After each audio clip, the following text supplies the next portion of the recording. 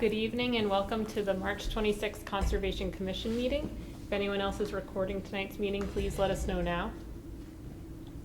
As we have done in the remote and hybrid environment in the past, I'll go down the list of Conservation Commission members for opening roll call. Please verbally confirm your attendance, starting with myself, Kelsey Quinlan, here. Stephen Washburn is absent. Catherine Walsh. Here. Anil Prasad. Here. And Kalima Mustafa Woodberg is absent. All right, kicking off our agenda, we have public hearings. Number 1, we have 277 Boston Turnpike, a request for determination of applicability, Norwood number 2025-02. Applicant is Michael Clemmy of the Toyota dealership, representing himself. And project description, we have proposed mowing of vegetation in wetland resource area. And this was continued from March 5th, and they requested a continuance for April 16th.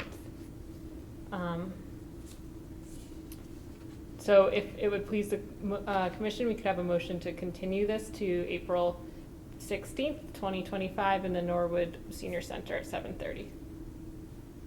I'll make that motion. I'll second.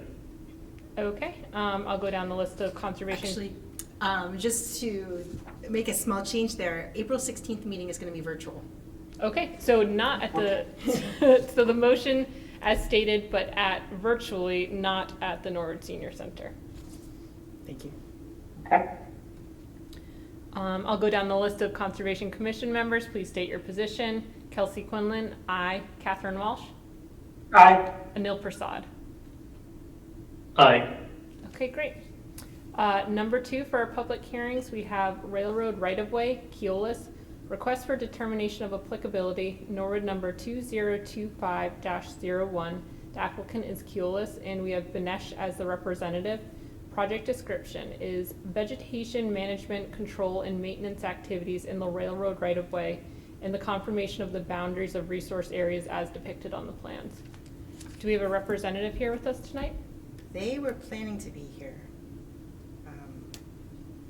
Maybe we should move on to the next one and come back to Okay. this. So we will move to number 3. Moore Street and Route 1, request for determination of applicability, Norwood number 2025-04. Applicant is MassDOT Highway Division, District 5, and our representative is Andrea Cotes from MassDOT Highway District 5. The project description is survey work to locate by hand digging buried existing stormwater drainage pipes in the MassDOT State Highway layout in the vicinity of the Moore Street and Route 1 intersection to facilitate accurate survey and pipe elevations. Looks like we have a representative in person. Yes, in person. Hi, my name is Dave Pichette. I'm here in place of Andrea Coates, and I'm with Mass DOT District 5 Environmental. Great, thank you. Yes, so to kind of describe the application, this work involves hand removal of accumulated sediment that exists around some of these stormwater structures that it has accumulated over time, and MassDOT's in the process of trying to do some improvements to the overall intersection at Moore Street and Route 1, and so they need to get some accurate survey data of these structures. And so what this request really involves is just to allow for the ability to go in there and sort of hand dig the sediment that's built up over these structures so that we can get accurate, detailed survey information of their elevations and their specific locations, and also diameters of these structures and whatnot. So it's really going to be very limited, again, to handwork. And there are 4 locations, which I handed a plan to Carly, which specifically depicts where those locations are. And again, any material that is dug up over these structures will just be removed from the site. There will be no stockpiling of any material at all at this location. And we're only talking about something that's going to take 1 to 2 days to complete overall. It's just a quick operation to just try to get that detailed information, but unfortunately, as I said, some of the stuff has just been buried over time, and you just can't see it at the moment. So that's the nature of what this request is, and certainly I'd be happy to try to answer any questions. All right, thank you for the description. Any commissioners have any questions for the applicant? And I can't see you, yeah, so just speak up. Yeah. Is the intersection, is this by the Harbor Freight in that area? Trying to like Yes. orient myself. It is, yes. Okay, Harbor Freight, Nicole. Okay.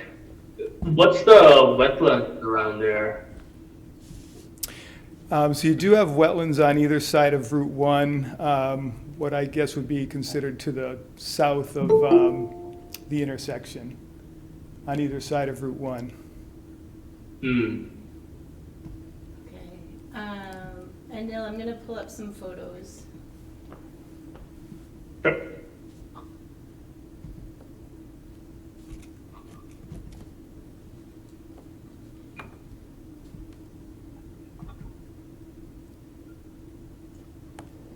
As you can see, Phragmites.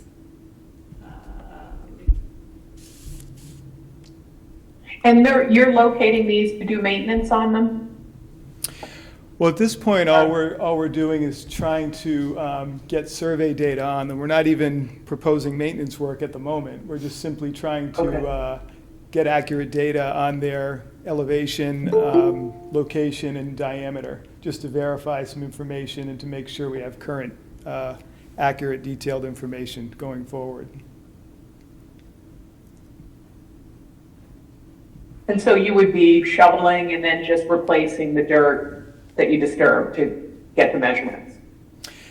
We would be shoveling it out, yeah, it would all be handwork, but since a lot of this material is covering or burying these structures, we wouldn't put it back. You know, that really wouldn't Okay. make sense to rebury it. So we're just going to remove it from the site altogether. So if maintenance Okay. work at some point were done down the road, that's sort of similar to what would happen, but maybe a little bit more extensively, to get all that material out of there that would need to come out. But at this point, we're just taking out what we need just to be able to see the pipes.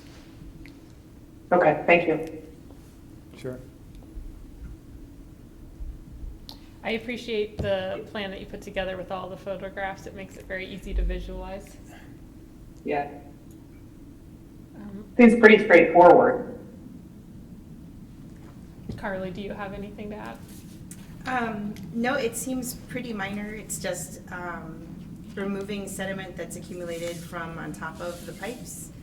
And you had said you are removing the sediment that you take off the pipes, taking it off-site. You Right. said there's no stockpiling on site. And generally, we ask when a site is disturbed for it to be reseeded with native species. We wouldn't request it be reseeded on top of the pipes, but perhaps when the staff are descending the slope there, if there's some disruption there, you could put some native seed down. Let's see, I had a couple of conditions that I thought would be helpful.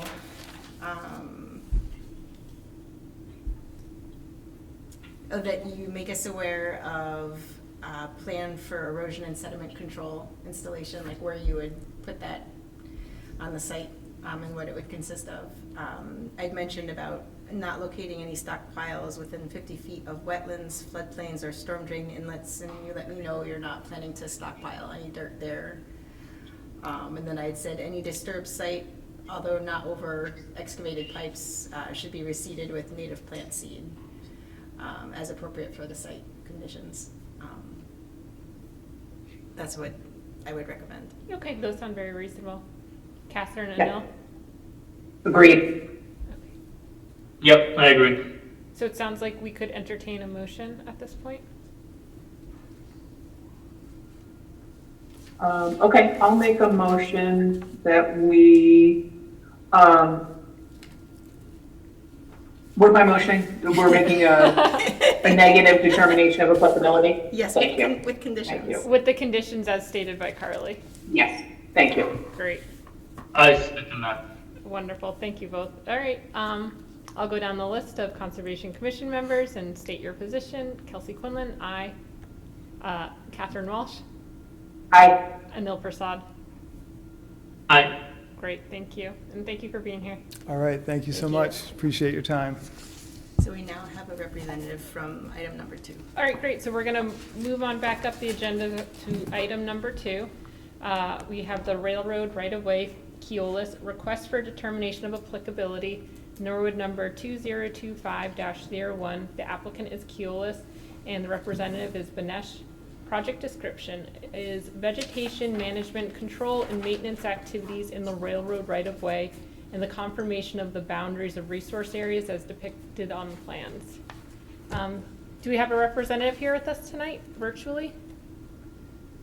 Yeah, hello, this is Matt Donovan. Hello, Mr. Donovan. So yeah, I'm here from Benish, here to represent Keolis for this RDA. We submit this RDA to your commission every 5 years, required by CMR, and it's required to get these determinations before submitting the 5-year vegetation management plan to Keolis. Not sure if I'm able to share my screen or if you have the maps in front of you. You can share your screen. Okay, would I just press present now? Yeah, if it doesn't work, I can present it for you. Okay. Looks like I should be able to. All right, you should be able to see the maps now.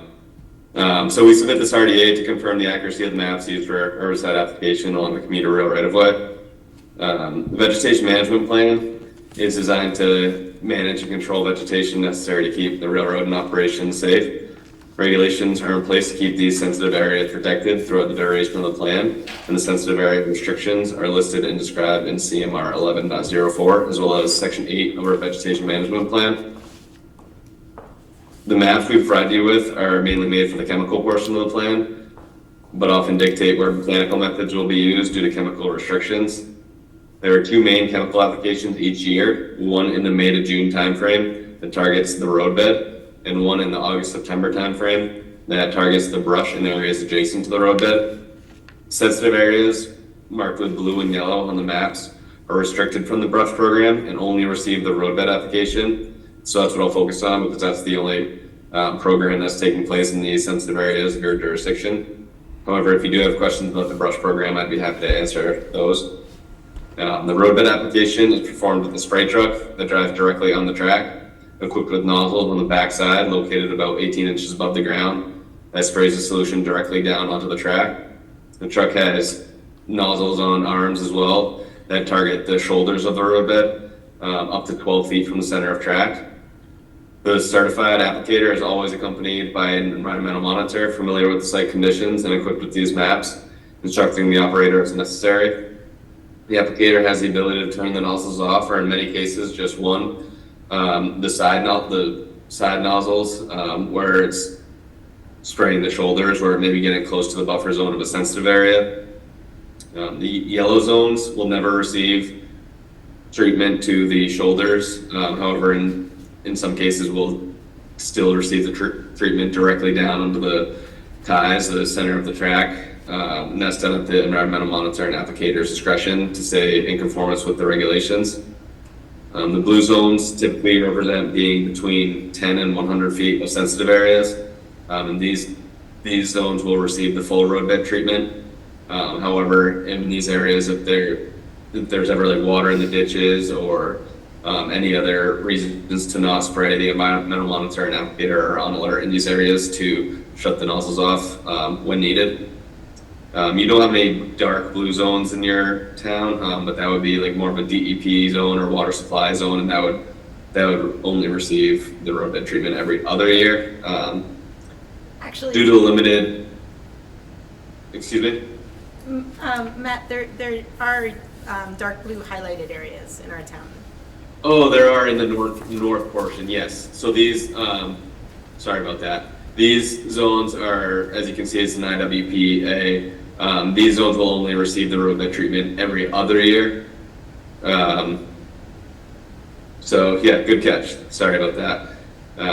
So in these restricted chemical zones, the blue and the yellow zones, due to the lack of the limited spray area, more effort is put into controlling the vegetation with physical and mechanical measures as needed throughout the year. The chemicals that are used each year are chosen by the applicator. They always come from the list of right-of-way, sensitive area, material, approved list from the Mass Department of Agricultural Resources.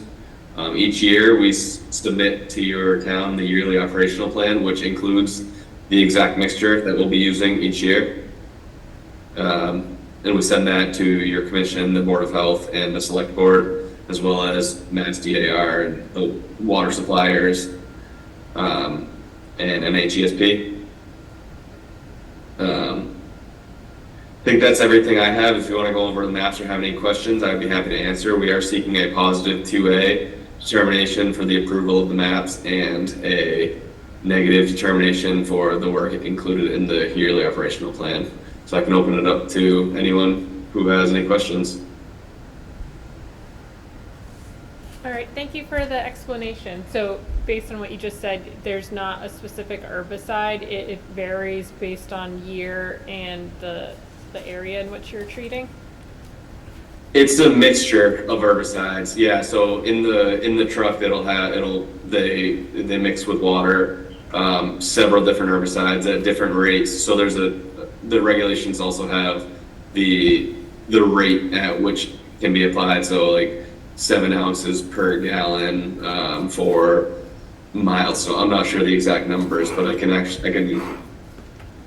pull up the yearly operational plan with the exact mixture for this year, but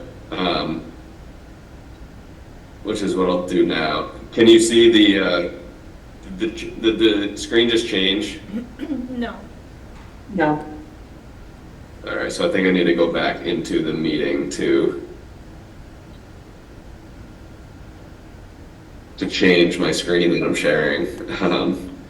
I'm not really sure.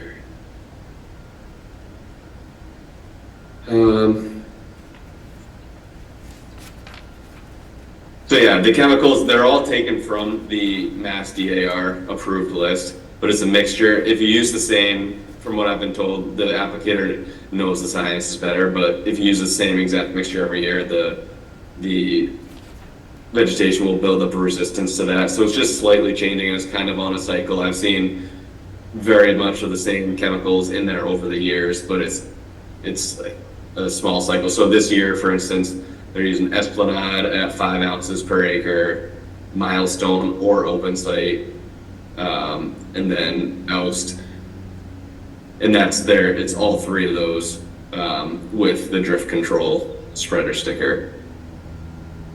But then next year they might still use Esplanade, but have another secondary herbicide. Okay, yeah. If that answers your question. No, that definitely does. I know that different herbicides are used for different plants, so I wasn't sure if that's how, but it makes sense that it builds up resistance and that's the way to approach it.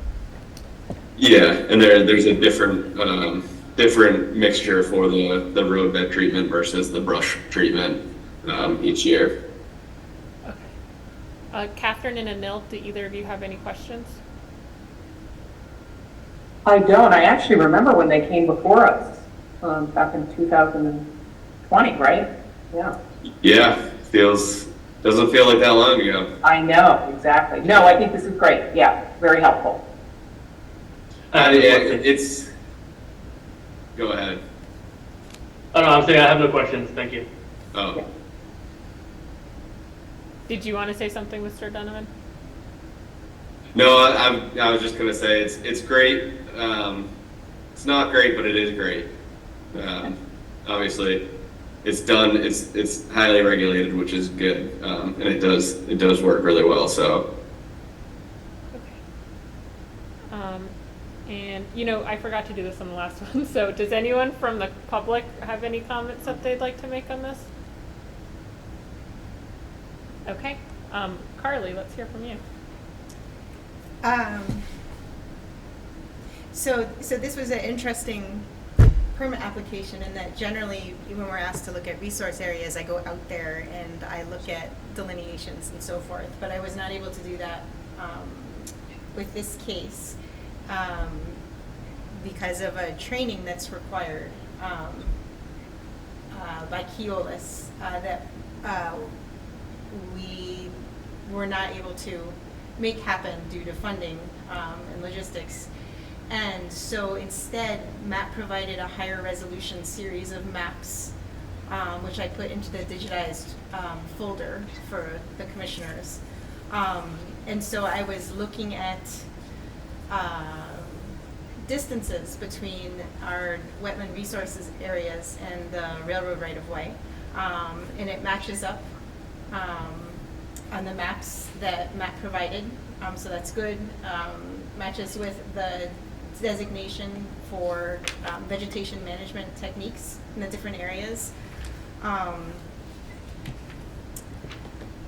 Previously, we had issued a positive determination of applicability, so that herbicide spraying could be allowed without further filing, but that mechanical vegetation removal in buffer zone would require a notice of intent to move forward. I don't see any reason to decide differently in this case. In terms of finding about the wetland resource boundaries, I couldn't determine that because I didn't do a site visit. So I would note that on a determination of applicability. Mr. Donovan, did you refer to any mechanical removal? I felt like we were just talking about spraying. Was there mechanical removal as well? No, so in the areas of your jurisdiction, which are the blue and the yellow areas, in the buffer zone of these wetlands, there is a limited. They're not able to spray in the areas adjacent to their roadbed, where the PTC lines are, where lines of sight distance are in the insides of curves and around crossings, where you need to keep that right of way clear for several different reasons. They would be doing the mechanical vent clearance as needed, and that's obviously an important part of keeping that right of way safe. So we are seeking that positive 2A for the confirmation of maps with the negative determination for the work included in the vegetation management plan, which does include chemical and mechanical. I wasn't aware that. Oh, sorry. I wasn't aware of the previous determination, but I can say that the majority of towns are willing to give us that positive and negative determination for the work. Harley, didn't that get appealed? Yes, and we've been trying to determine what the status of that is. Oh. There was a lot of back and forth, to my understanding, between DEP, MBTA, Keolis, and so forth, to try to come to a decision around making mechanical removal of vegetation so that it abides by the Wetlands Protection Act. The last I heard, it had been extended to the end of December 2024. And so that means they have not been doing mechanical removal? I am not clear on that. Matt, could you speak to that? Okay. I'm not clear on what specifically has been done in the town of Norwood, but they definitely do both mechanical and herbicide every year, and it's federally required to keep the right of way clear. I mean, obviously, it makes sense for the safety of the passengers, the crew, the operations in general, and you need to keep that right of way safe. And vegetation, the majority of it is invasive vegetation. It's and the PTC lines on this run adjacent to the tracks. We're not able to get that in these blue zones. You're not able to spray anywhere near those PTC lines. So there is mechanical vegetation clearance that's needed. Matt, could you So- clarify what PTC is? Go ahead. Sorry. Matt, could you clarify what PTC is? Positive train control, so it's like on telephone poles and overhead wires. You can almost think of it as all the new technology in your cars that prevent you from crashing. Like the backup sensors, it's sensors that kind of different ways. It's like different levels of crash prevention and more, so to speak. So just one thought, so I feel like, I'm in support of the negative determination of applicability for the spraying, right? But I feel like before we vote to, have a positive determination for the mechanical removal, I want to know what the status is from 5 years ago.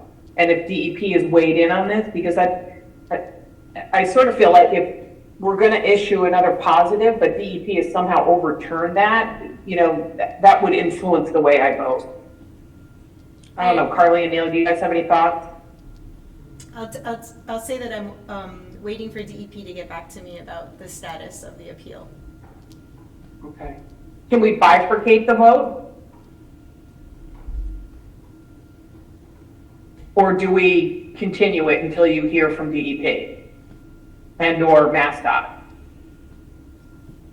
I think it would be I'm sorry, Keolis, sorry. continue. I feel like it would be simplest to continue to get that as opposed to making a decision Yeah. on one thing and not the other.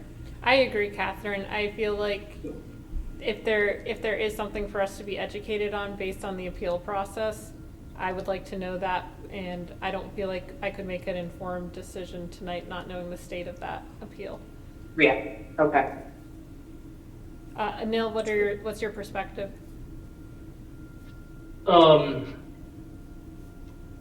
Carly, would the DEP, I guess if we continue this to the next meeting, would we get a response back from DEP at that point in time or no? I think so, yes. Well, and hopefully Keolis can help facilitate that too. I mean, you guys probably appealed it to DEP, right? Well, this was 5 years ago. I'm not under the impression that they'll come out with I don't know. I mean, I've been hearing things since December, and that's the last time I heard anything. I don't know why a week or two would make a difference, unless if you know something that I don't. But I can say that we would be seeking a determination tonight, unless if there's another reason other than waiting for a response from DEP. Did you have any communication with them that I'm not aware of? I've left messages with our circuit riders asking for an answer to the appeal. Okay. Meaning, like, what status is it at? Yeah. I mean, I've been trying to get information about it for months and months, and I mean, it's been 5 years since the previous, so I'm not sure continuing it would make a difference in that regard. So Matt, I'm sorry, are you from Keolis or are you a consulting firm that represents Keolis? We're a consulting firm that represents Keolis. Okay. I'd really like to hear from Keolis,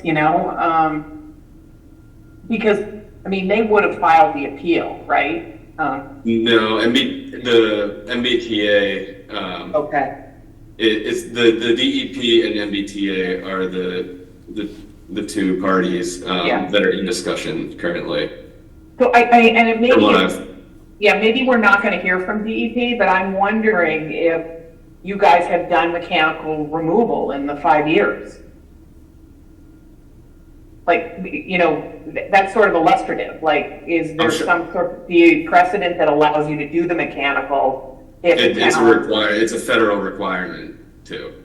Yeah, totally get it, but I'd like a yes or no. Have you done mechanical removal in Norwood or not in the Well, past 5 years? Because we basically told you can't do it unless you file an NOI, and so I don't think we've seen an NOI.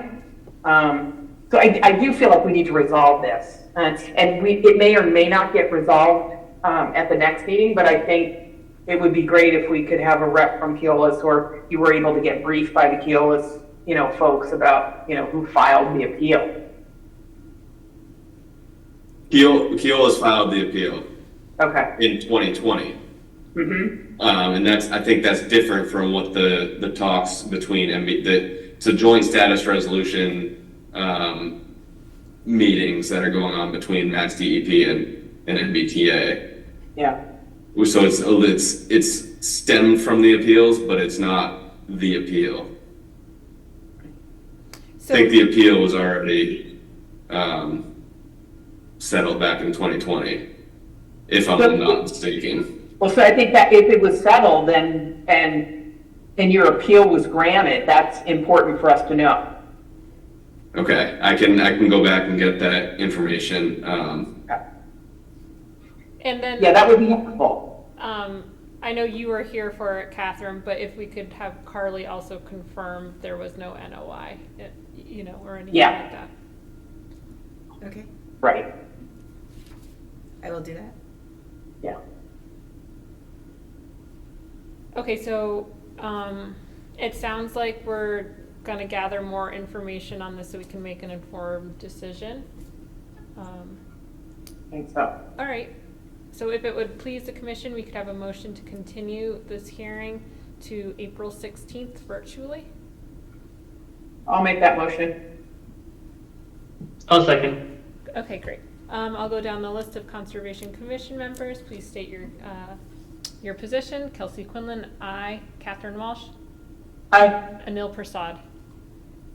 Aye. Okay, great. All right, thank you, Matt, for being here, and we look I forward just to. have a question. When is your next, we're not able to, we have another town, on April 16th. So would your following meeting be after that? May 7th, I believe. I'm just gonna confirm that. So we have another one that night too. I mean, yeah, I might just have to we might have to do several different continuances and just continue several times until there's a night. Just because there's 100+ towns that we have to do this for. Okay. So I can just be in touch with you about that, Carly. If I assume it would be fine if we just had to keep continuing it until we can have a night that works for both of us. Yeah, does this help you? This. Yeah. Yeah. But you would just continue it one meeting at a time, is that correct? Like, I'm not sure what time the April 16th meeting is that we have. It's for Lunenburg. So if it's like an hour separated, we could maybe swing both in the same night. So let me just be in touch with you. We can just plan to continue it to the April 16th meeting and We'll do that. go from there. And Matt, maybe we can work with you on a time too. We could put you either first on the agenda or last on the agenda. Something like that, yeah. I have done 2 meetings in one night. It's not a practice that I like to do, but sometimes I have to, obviously, with just the number of meetings I have. Yeah, I appreciate that. Yeah. Okay. So, I mean, is there anything you need from me other than? No, I think we Sounds like you're should, waiting to hear from DEP and to. if Keolis is able to tell us that the appeal was settled, if they have any evidence of that, Yeah, there was. I mean, all the appeals had a superseding determination. Okay, if you could provide that, that would be super helpful. Yeah, I think we both should have that, but I know I have it. I'll be able to provide that to Carly. And then the status But on manual work being done on the vegetation, if that's been done in the past 5 years. Yeah, but you know what? If the superseding order got issued, they wouldn't have to do an NOI. So, Okay. Depending on what depending on what the date of that is, Kels, we'll have to. Or depending on It what is important. Yeah. Yeah, okay. So yeah, I'll just Yeah. provide you that, but other than that, it's just, yeah, just take a, let me know if you have any Proceeding order questions. is exactly what we need, if you have that, and then I think we would be prepared to vote. I mean, I have that. Is it already closed for tonight?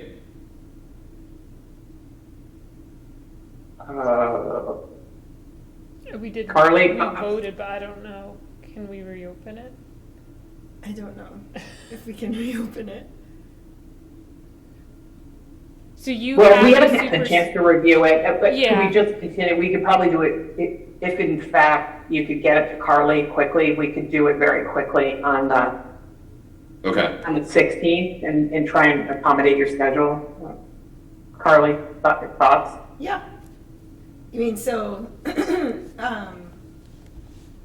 you mean on April 16th, go through it quickly?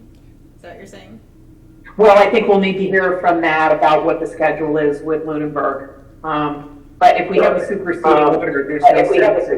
order, there's no sense in giving them a positive determination if it's gonna get superseded. Catherine, we're getting a little bit of an echo from you. It's through Neil.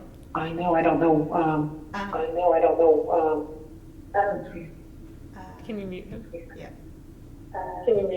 All right, testing.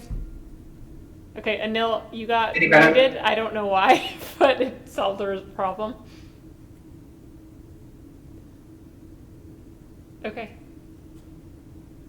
All right. All right, thanks, Matt. All right, thanks. Have a good night. Thank you for your time. You too.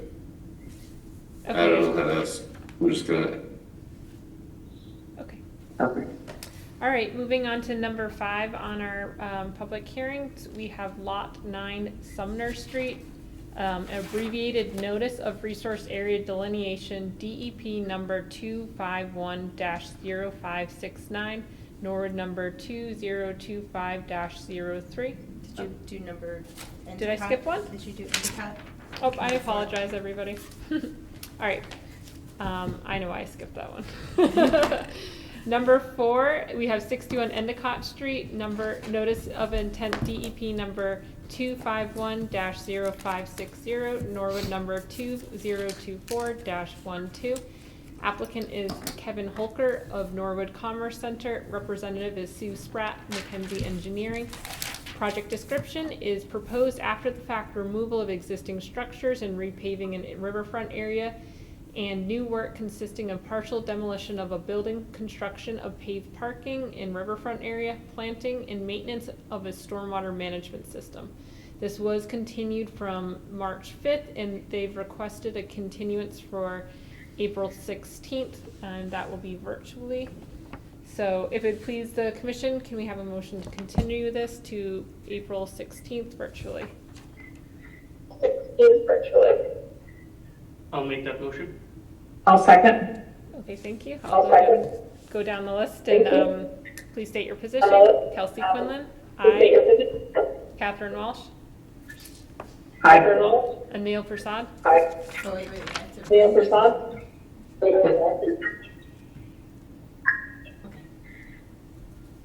Did I get an aye from Anil? I can't. Okay, perfect. Okay. Now we're on to number 5. Sorry about that. Lot number 9, Sumner Street, abbreviated Notice of Resource Area Delineation, DEP number 251-0569, Norwood number 2025-03. We have the applicant Matthew Smith from E. Smith Realty Trust, represented by Matthew Smith. And the project description is concerning delineation of bordering vegetated wetland and intermittent stream. I believe we have Matt Smith with us. Yes, yes, thank you.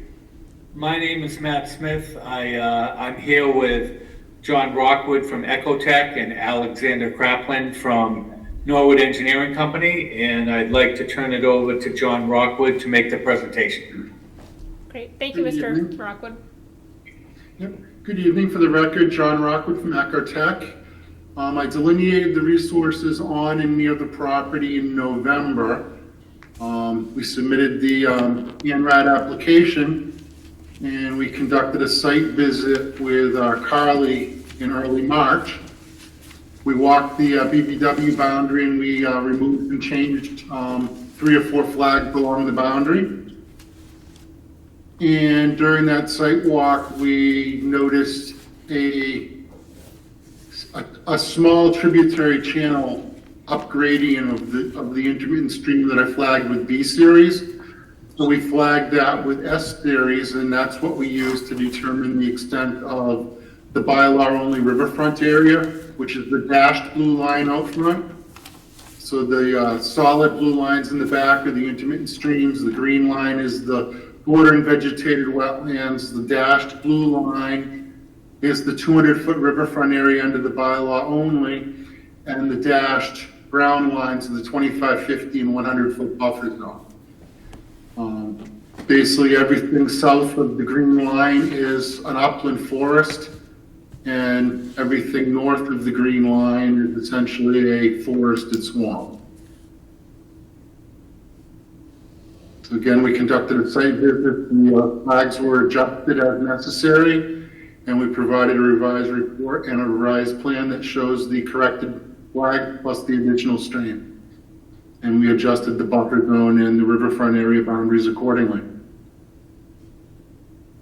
Okay, thank you, Mr. Rockwood. Anybody else like to present on that topic, or? Okay. Catherine and Anil, any questions? Catherine's having computer issues. Catherine is logging back on. She's got some computer issues. I think her screen is frozen, but I don't have any questions. Okay. And Carly, you went out to the site? Yes. As John explained, we ended up extending the wetland line, and we ended up adding another leg of the intermittent stream. And I agree with how he's represented it on his, on the plan.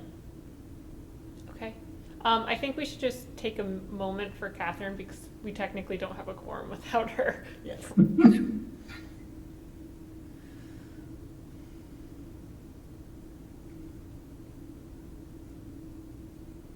Do you have any pictures you want to share? Let's see.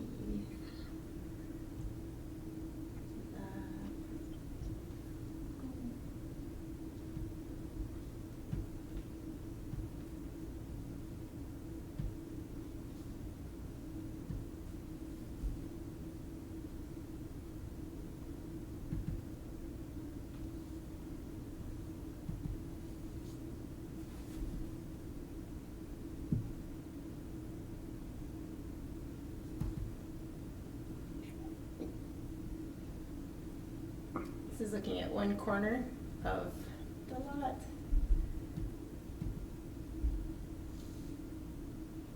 You can see a wooded wetland, you see some wetland flagging.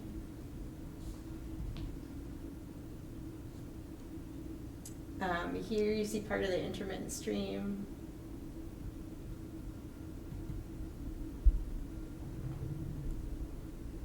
Two parts of that intermittent stream.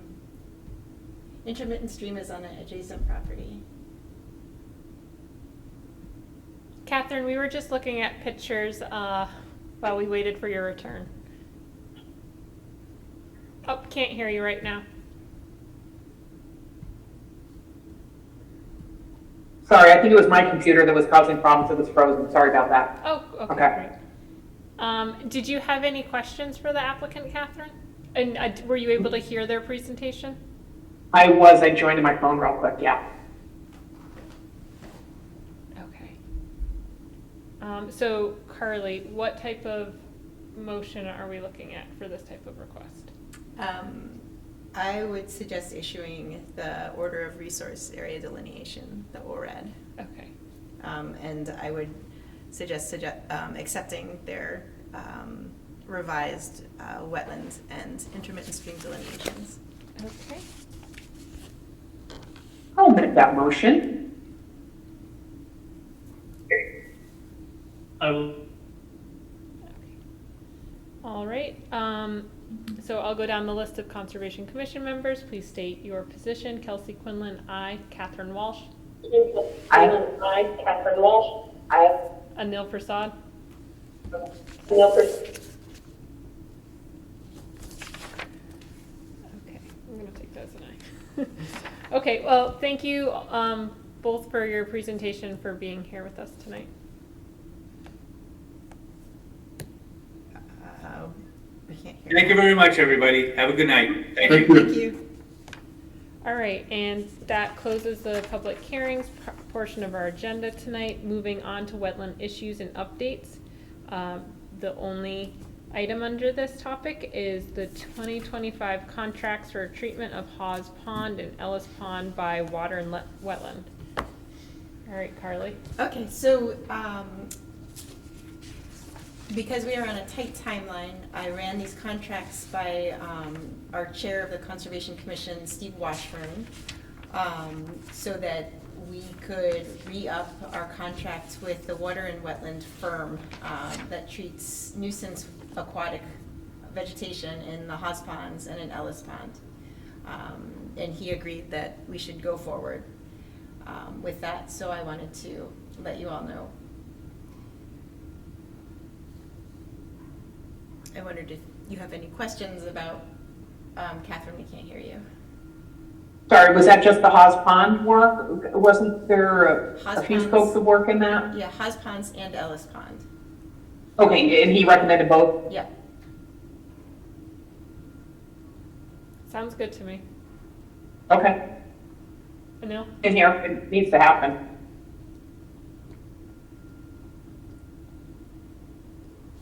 Anil, I can't hear you. Anil, I can't hear you. Yeah, good with me. I'm Okay. trying to mute myself so I don't. I'm sorry. You can just go like that. Okay, all right. Moving on to Conservation Commission business. Number 1, we have Community Garden Monument to Honor Founder. Yes, so, the community garden, had come to us before, with a request to put in a shed and also to put in a small monument. And they'll come back to us with the shed details, but in the meantime, they've decided to put a small metal plaque on a rock inside of the fencing in their community garden. And so they wanted to let us know. They wanted to get our support. And if the Conservation Commission decides that they support that, then they will go ahead and get that fabricated. I support it. Awesome. Okay, proposed changes to conservation fee schedule. This is me. Carly, can I share my screen? I have a couple of slides. Yes. Just to walk you can. through. Well, I guess Steve is not here, Kaleem is not here, but we'll do what we can. We can have a follow-up, so. Let me see.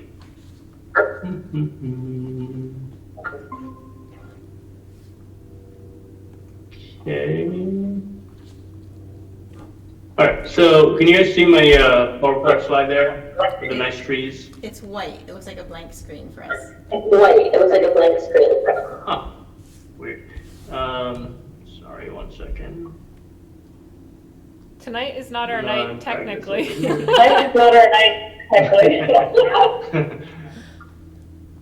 Oh, I think I see what the problem is. Okay, you should be able to see this now. Yes. Perfect? Yeah. Got it. Okay. So, Steve, given that Steve and Kaleem are not here, and I also haven't been able to finish my analysis, but I still want to kind of walk through where we are so far. And so I think it first starts with defining what is the problem we're trying to solve. And from talking with Carly and Alex and just trying to understand the current fee structure. So I think I also took a look at it and tried to understand, and it's quite complex, and it does require, I would say, a significant amount of admin burden, not just for the applicants, but also for Concom staff. And it's today based on resource areas, which I think may or may not incentivize applicants to minimize their reported impact, and I think that's where the back and forth happens between Concom staff and the applicants.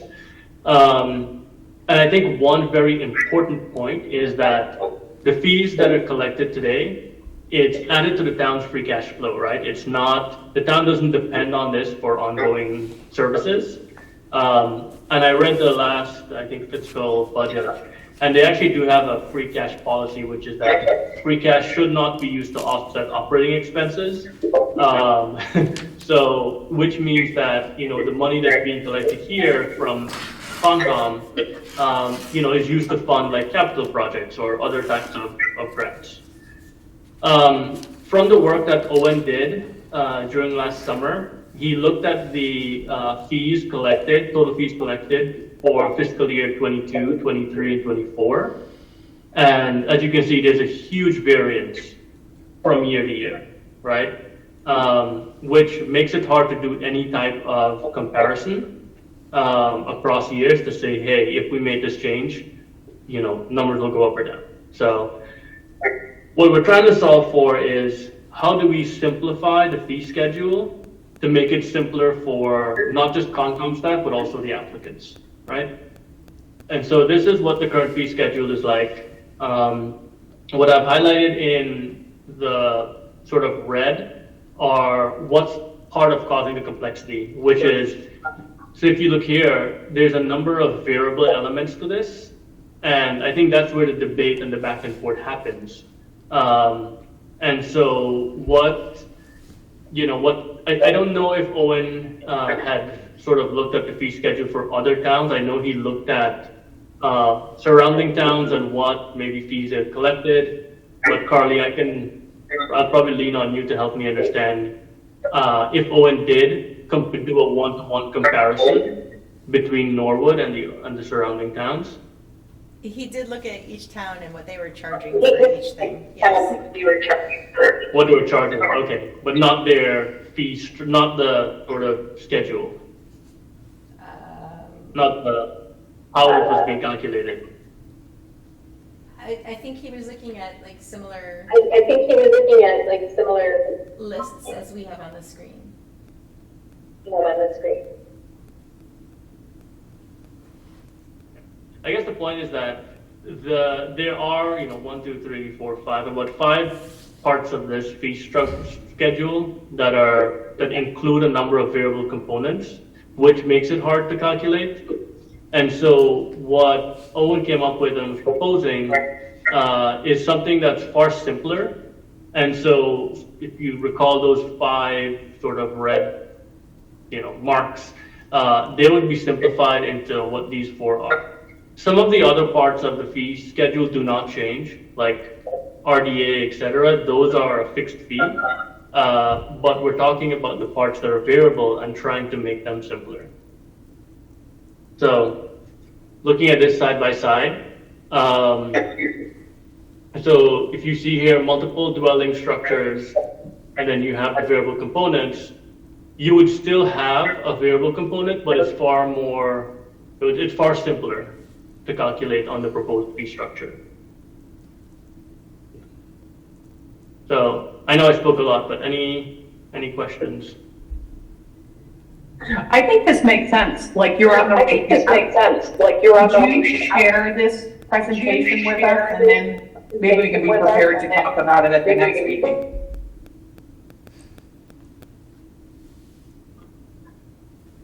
I think Yes, I it think. looks like a big improvement. I to think- me.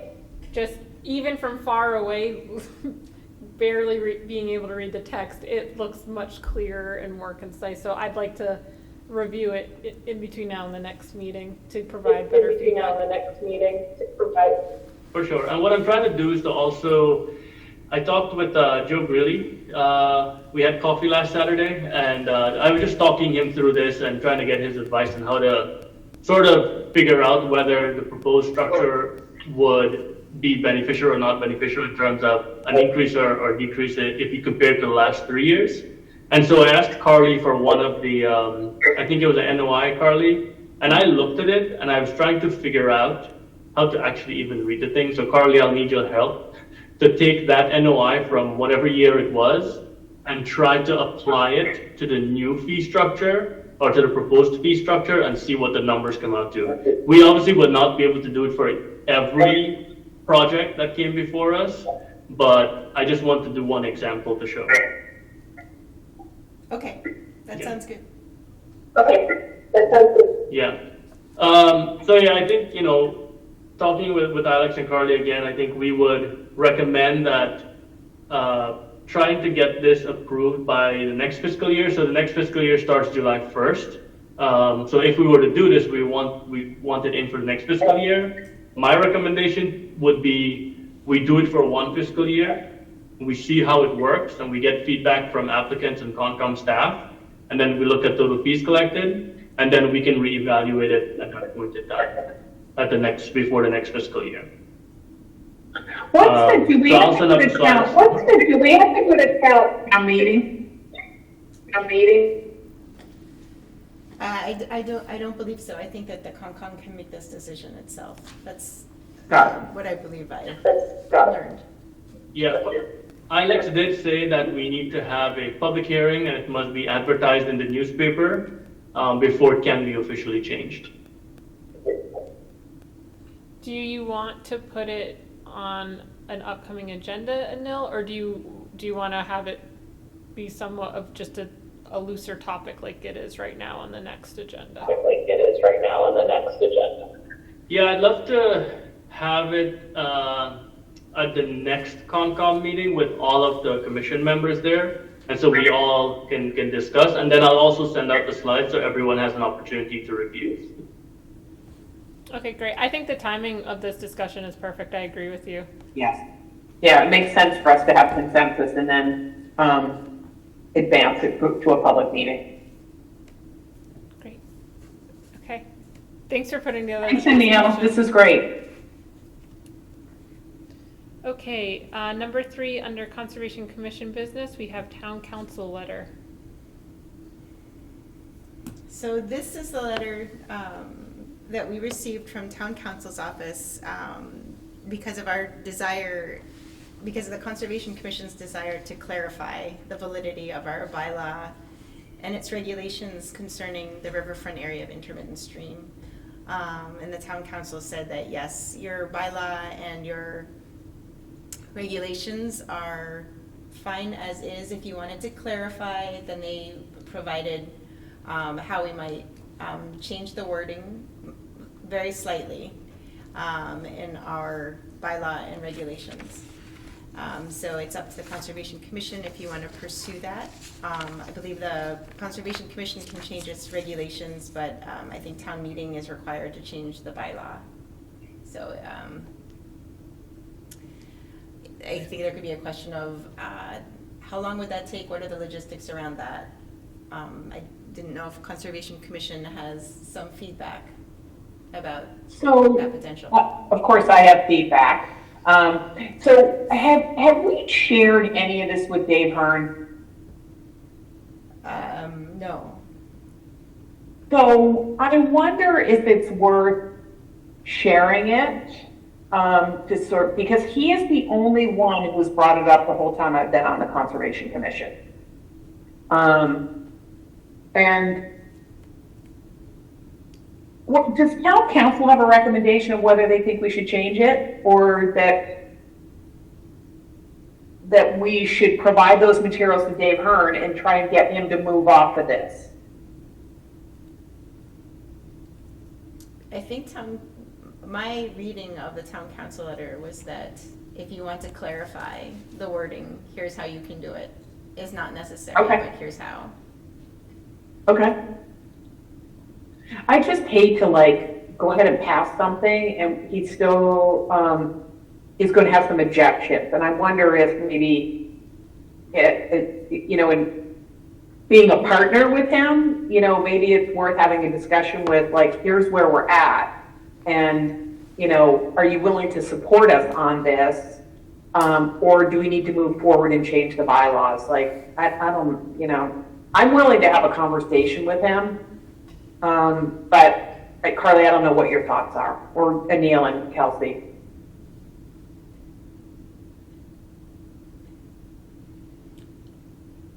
So Carly, I think from what I saw, was it or is the bylaw changing? I didn't. There's two attachments, like, there's two attachments with you, so I saw their, legal brief on it, and then there's proposed, changes to the bylaw.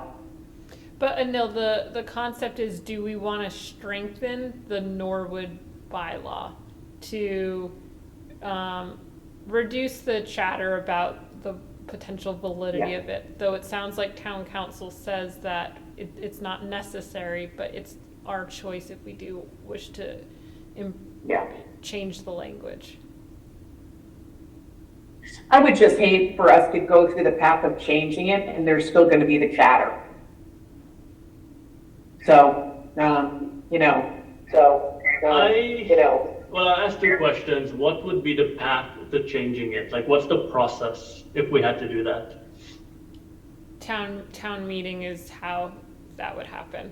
So it would need to be drafted, well, I'll let Carly interject if I'm misspeaking, but it would, the new bylaw would need to be drafted. I believe we would all have to vote.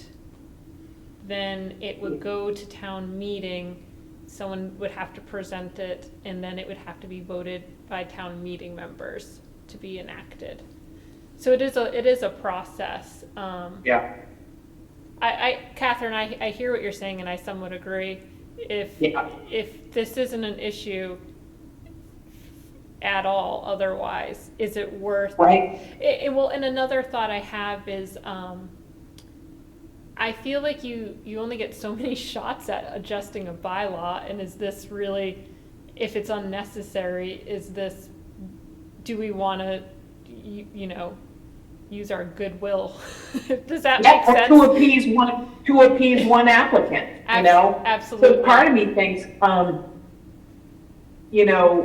we have a conversation with him before. And so, Carly, maybe I can chat with you about it. Yeah, absolutely.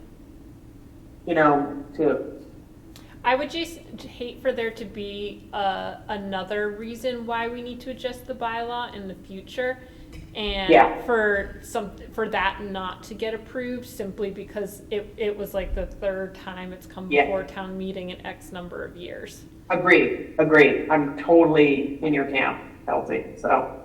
If more people took issue with the bylaw, I would propose changing it. But if it's just one person's interpretation and the town is sort of giving us guidance, I think we stick. I don't think we go through the process. Okay. I think it makes sense. All right. And it's not like it's been appealed yet, correct? It's just some vague posturing. It's never been appealed, yeah. Okay. Right, and I will say, we are looking to change the stormwater section of the bylaw. Okay. So that's coming up. Right. Okay. So Yeah, we group them then, maybe, yeah. Okay, all right. So it sounds like we kind of have a path forward for that. I think so. We're pausing. Perfect. Yeah. Okay. Number 4, under Conservation Commission business, temporary storage of young trees at Endine Park by Mylod Street entrance. So, thanks to the work and vision of Mark Negron, we have, the town is being gifted 31 trees split between northern red oaks and sweet gums, both native species, through Subaru New England, which is Mark's employer. There was some, they had an Arbor Day event, and I guess they had leftover trees. So we'll be receiving them from, I think the Arbor Day Foundation.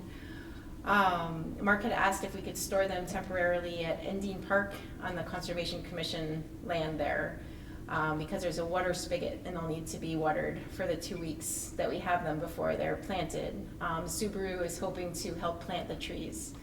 And because we needed to know quickly, I ran it before our chair, Steve Washburn, and he gave his support for the temporary storage of the trees on Concom land there. They're expected in April, between April 5th and 12th, and we're looking for creative ways to distribute those to residents and Norwood properties. I chatted with Ilex Jones, our Assistant Director of Community Development, who is supportive of using them in the town tree giveaway program. It's where residents can request a tree to plant as long as they take care of it for 2 years. Likewise, I spoke with Mark Ryan, the director of DPW, who mentioned potentially they could be used at the cemetery or potentially Shattuck Park. Ilex Jones mentions their potential placement at Cooper Park. So we have options for placing the trees. They're petite, they're only 2 to 4 feet tall. But it's an exciting opportunity, and looking forward to placing them. Great.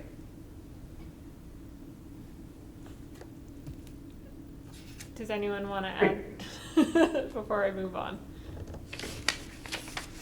Okay, comprehensive plan update. The committee met this past Monday, March 24th at the Senior Center. It was a public meeting, and the idea was small group visioning session, so it was open to anybody who wanted to participate, and we did the planning exercise, which what is called meeting in a box. So it's a series of prompts and questions to help facilitate discussion and a creative way to gather feedback from the attendees. Next month's meeting is going to be the same format, so that's April 28th at the Senior Center. Any residents that are interested in providing feedback, we are currently in the process of requesting any and all input from residents so this plan can best represent their vision for Norwood. So yeah, I encourage anyone who's interested to attend that. That's the current update. Next week. Wait, Kelsey, you totally skipped over me. CPC report. Oh, that's number 6 on mine. Okay, it might have gotten. I have a different agenda, Catherine. I Oh, apologize. sorry about that. Of course you would never forget me. Of course. I Hold on. have number 6 as CPC.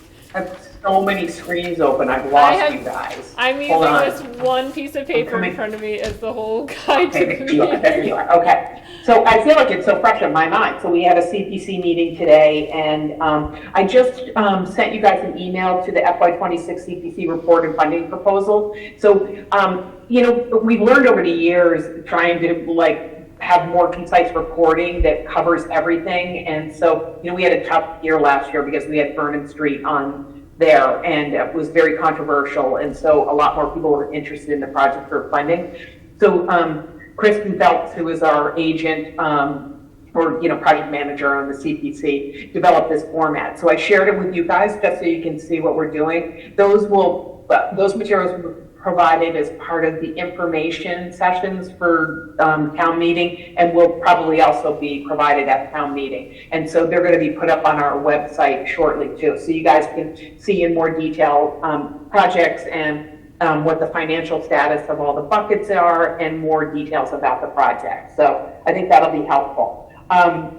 We talked a little bit about the playground project at the airport, and so just as a point of information, they are dedicating it to a young gentleman. His name is Tyler Lawrence, who was killed in Roxbury with a shooting. He was a young gentleman, about 10 years old. And coincidentally, and Neil, you'll appreciate this, but his dad worked in facilities. And it was really quite tragic. And his grandparents raised him, and they're from Norwood. And so they're recognizing Tyler Lawrence. So it'll be special. I can't wait to reach out to all of our Northeastern friends in Norwood and have them attend this. So I'll definitely share when we have the dedication for that. And then let's see. So we've been really struggling with how do we identify projects that have obtained CPC fundings. And we've been struggling with signage because sometimes people do signage on their own. So we're in the process of developing a signage standard that will be consistent on all of the projects. So we're going back and installing some signs with some administrative money that we have on previous projects. And moving forward, we're going to make this standard part of the application process so that when we receive applications, people are thinking about what's the appropriate signage. Can you see it by a drive-by? Can you see it at an entrance? So, it's just a way to highlight what CPC does so people understand that. So I think that's really exciting. And then we took a look at the draft grant agreement. So we're giving the Norwich Housing Authority money to do a significant roof replacement at the Washington Heights location. And then let's see, that's all, but there's a ton of meetings coming up. There's the Cooper Park dedication. And you know what, I'll share all these with Carly so we can put like a schedule. But, the Cooper Park, was supported by Conservation Commission. ILEX worked on a big grant. It was supported by CPC, the Trails Committee. And so the dedication for that with the Cooper family is going to be May 9th. So that's going to be a really special ribbon cutting. And there's a bunch of other things. There's a NEPA, NEPA? Is that Neponset River Water Association? Yes. There's a cleanup on April 26th. So I'll share some information once I get that. It would be great if we could help out on that. So it's going to be the Alavista Park and Cooper Park. So time nicely to get the Cooper Park all cleaned up before the ribbon cutting. And let's see, what is this one?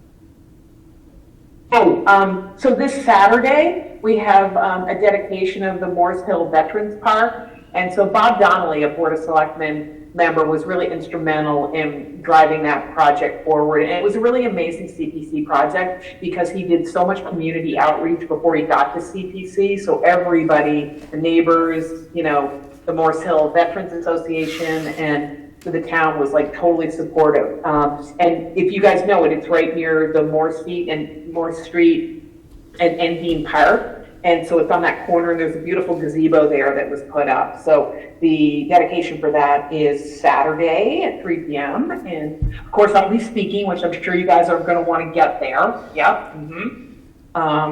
So anyway, I'll put together a list of events and get those out to you so it's a little bit more coordinated. But That'd be great. Okay, Thank CTC you. update. Thank you. Awesome, thank you. Lots of good stuff. Yeah. All right. Number 7, we have minutes to approve, January 29th and February 12th. Did everybody review those?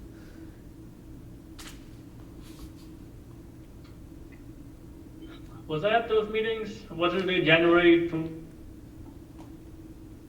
January 29th and February 12th.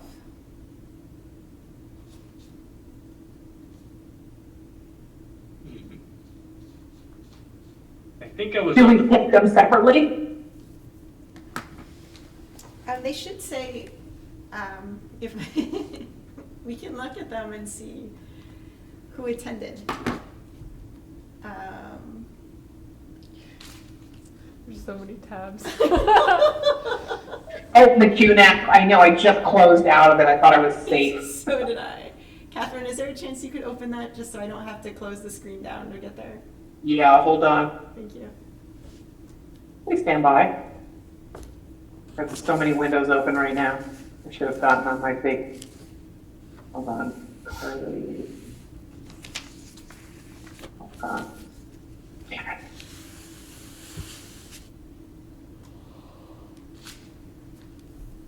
Okay, it's coming. Hold up. Pulling it up now.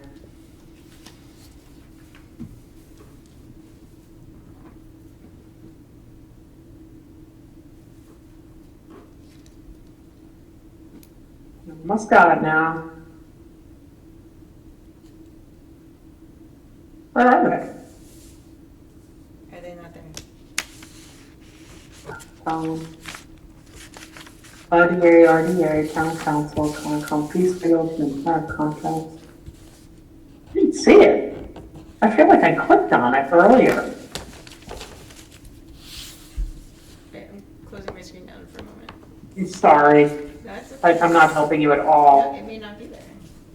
In which case, we don't have to vote on those. Where is it? I don't know why. Nope, I think you're good. I don't think you have to vote on those today. Sorry. Oh, are they not in the I QNAP? don't see them there, so that will be for next time. Okay, okay, great. Awesome. All right. I And, promise to be more prepared. and then lastly, we have agent update. All right, so first and foremost, Earth Day is coming up, and I asked for a table on behalf of the Conservation Commission and was wondering if any of you might volunteer to table. It looks like tabling is between 12 and 1:30. What's the date, Carly? It's 29th? Sunday, April 27th. 27th, okay. The day kicks off with cleanups and then moves on to a picnic and fair on the town green. And in case there's rain, it'll be held in the Norwood High School gymnasium. And what are the times? Cleanups are 10 to 11:30, and then from 12 to 1:30 is the picnic and fair on the town green. So it would be tabling from 12 to 1:30. Progress. I can help out. Oh, great. Thank you so much.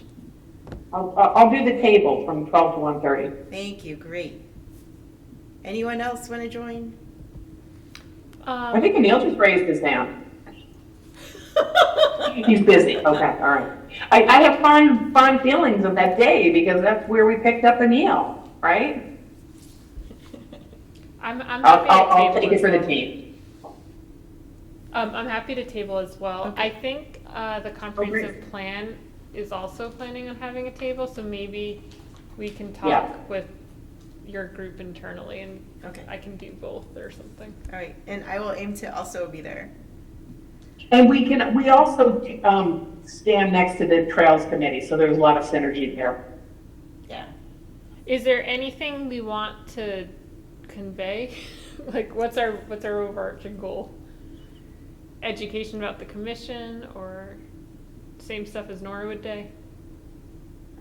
Carly has some good stuff, like we do some fish stuff and coloring and, we have the cutout fish that kids like decorate and put them on a popsicle stick. And so I think Carly has a lot of stuff that we've used in the past that I think resonates with, kids and families. Here's a question for you guys. So I've been really building up our Conservation Commission web pages, trying to insert a lot more public education in there and resources. Maybe you guys might take a look at that and think about what you think would be most useful to convey on Earth Day. That could be helpful. I have an idea. Yeah. Can we talk to the seed library? Yeah, We can give out native yeah. seeds. yeah. People love You that. guys, I volunteered one night to do that and I had such a great time. Oh, I met a lot of fun people, a lot of moms were there with their daughters. It was really fun. Good. Okay. All right. It's a great excellent. idea. Let's see, what else? So there is a seed packing event for the Seed Library on Thursday, April 10th from 7 to 8. If anyone's interested, it sounds like Catherine did one of those. We just got in more seeds. Ilex ordered seeds from Fedco to replace seeds, and so most likely those will be getting worked with on April 10th. It's vernal pool season, so our local amphibians have been making their way to those special wetlands, those puddles in the woods, to lay eggs and mate and so forth. So we've got those, the spotted salamanders, and wood frogs and et cetera, et cetera. It's an exciting time of year for our wetlands. I did head out to the wetland behind the Savage Center yesterday, and I heard one frog singing. So it hasn't quite picked up to. I've heard on some of the more humid, warm nights, I've heard are they the peepers? Is that what I'm hearing? Spring peepers? Yeah, Yes, you're so hearing them? it was pretty loud the other night. That's so exciting. Yes. So basically here I just included information from our news page on the Concom web pages. So it's vernal pool season. I put down here it's important to clear catch basins of fallen leaves and debris in the streets. It'll help to prevent flooding. It's like a little public education over there about catch basin maintenance. Information about waiting to clean up our gardens until it's warm out for several days consecutively, and that's to help our pollinators finish their life cycles. And I also included on this list, as my agent update, our new hire is Julie No. She's our community liaison. I think it's a 6-month part-time position. She's working to educate people around climate change and find out what their concerns are. And she is organizing the tree giveaway program. And finally, my other bit of information in here that I shared was that we're still in a drought despite all the rain and the snow we got. So we should still be making an effort to conserve water at home to be helpful. And that is all that I have. I will say, actually, one more thing. We had Student Government Day today. So we had the high school students come to town hall, and they shadowed town staff, and a student named Luis came, and he and I chatted a lot about Conservation Commission, what you all do. He looked at some plot plans and looked at photos from our site visits, and we chatted through the permit application process. That was exciting. That's it. That's nice. Are they interested in unpaid internships with Concom? Yeah, exactly. I think when we have internships in our department, we coordinate it, I think, through manager's office. I might be misspeaking, but it's sort of like it's a process. And I don't know if we're having an intern this year. But maybe in the future. You know what, Neil, if we did, would you use that person to maybe run some scenarios about the fee structure? Look at old NOIs and try and Yeah, it'll be too late by then because we want to get it in for the new fiscal year. But no, I'm just curious. Maybe there's anything we need help with. Yeah, putting together like the Concom.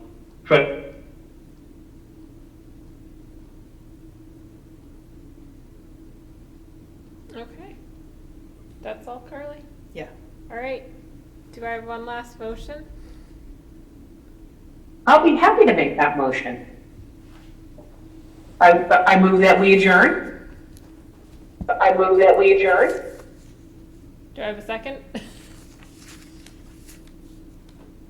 And Neil's shaking his head and we're gonna thumbs up. Perfect. Yes. All right. Kelsey Quinlan, aye. Catherine Walsh.